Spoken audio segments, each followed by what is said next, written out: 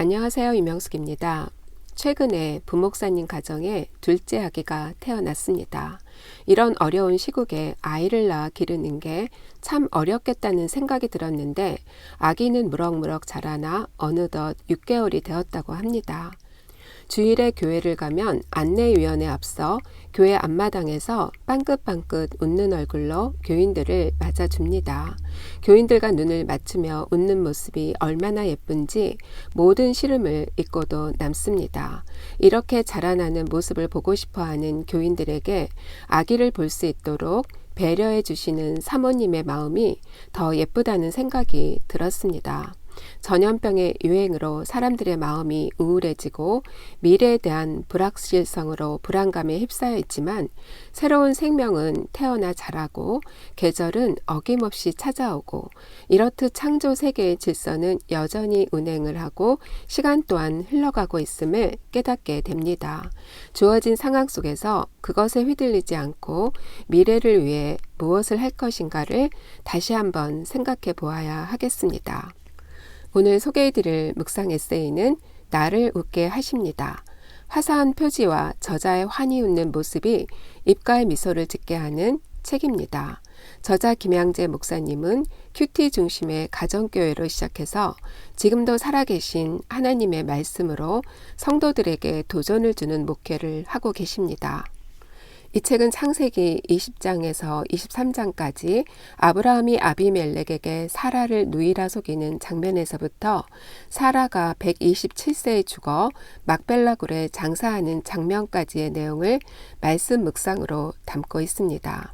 반복적인 실수를 하는 아브라함이지만 하나님은 약속대로 이삭을 상속자로 주셨고 그를 번제로 드리라는 말씀에 순종함으로 믿음의 조상이 되었어요. 자신의 목적이 아닌 하나님의 목적이 되는 삶을 살아갈 때 참 웃음을 웃는 삶을 살게 된다는 간증이 담겨져 있는 책입니다. 하나님이 책임지시는 인생은 어떤 것인지 한 성도의 간증을 들어보겠습니다. 하나님은 우리를 말씀으로 한 걸음씩 인도하십니다. 그러나 말씀이 빨리 이루어지는 것 같지 않으니까 내 열심히 발동해서 가만히 있지 못하는 것이 우리의 세상 가치관입니다. 큐티하면서 하나님을 먼저 알아가라고 해도 그건 뒷전이고 영어를 배우고 자기 개발을 하고 자꾸 다른 걸 우선시하려고 합니다. 진짜 하나님을 만나려면 가만히 있어 하나님이 베푸시는 구원을 봐야 하는데 하나님의 열심보다 늘 내 열심이 앞섭니다. 어느 집사님이 사교육에 드릴 돈이 없어 아이들을 말씀으로 교육했다고 합니다. 그 아이가 큐티하고 말씀 읽던 가락으로 논술을 썼는데 대학 4년 등록금에 장차 입사까지 보장을 받았답니다. 디자인을 공부하던 한 아이는 디자인 대회에서 하나님의 시간, 카이로스라는 주제로 출품을 했고 당선이 되었다고 합니다. 하나님 말씀만 잘 알고 순종하면 하나님이 인생의 길을 인도하십니다. 입시반이라고 예배 안 가고 공부하면 원하는 대학에 붙을까요? 비싼 학원과 쪽집게 강사를 찾아다니면서 자녀를 인류대학에 보내는 것이 성공입니까? 인류대학 나와서 대기업에 취직하면 자녀 인생이 성공한 것 같습니까? 하나님 말씀을 무시하면 절대로 잘 될 수 없습니다. 훗날 후회해도 소용없습니다. 하나님 말씀을 기뻐하고 귀하게 여길 때 그 삶을 하나님이 책임져 주실 것입니다. 오늘 여러분들과 나눌 묵상 제목은 극명하게 대조되는 순종과 불순종입니다.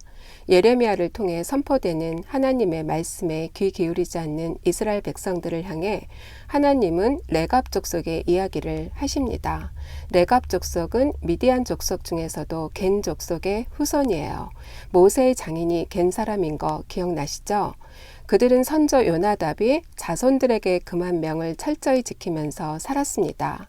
반면 유다 족속들은 주권자이신 하나님의 말씀임에도 끝까지 순종하지 않았어요. 그러므로 만군의 여호와 이스라엘의 하나님이 이와 같이 말씀하시니라. 유다와 예루살렘의 모든 주민에게 그동안 선포한 모든 재앙을 내리리라. 이는 그들이 듣지도 대답하지도 아니함이라. 또한 레갑 족속에게 이르되 너희가 선조 요나답의 명령에 순종하여 그것을 다 지켜 행하였도다. 그러므로 레갑의 아들 요나답에게서 내 앞에 설 사람이 영원히 끊어지지 아니하리라. 바벨론이 유다를 점령했을 때도 느부갓네살은 그들에게 거주의 자유를 허락해 줍니다. 느헤미야가 성벽을 건축할 때도 예루살렘 성벽의 분문을 재건하는 아주 중요한 일을 담당했어요. 이렇게 레갑 족속은 이방의 객에 불과했지만 하나님의 약속대로 하나님을 섬기는 자가 될 수 있었던 거죠. 순종은 참된 거룩함의 출발점이라고 누군가가 이야기했듯이 말씀을 통해 들려주시는 하나님의 음성을 잘 듣고 그 말씀에 반응하여 순종해서 하나님 앞에 영원히 설 수 있게 되기를 소망합니다. 여러분들 다음 시간까지 샬롬.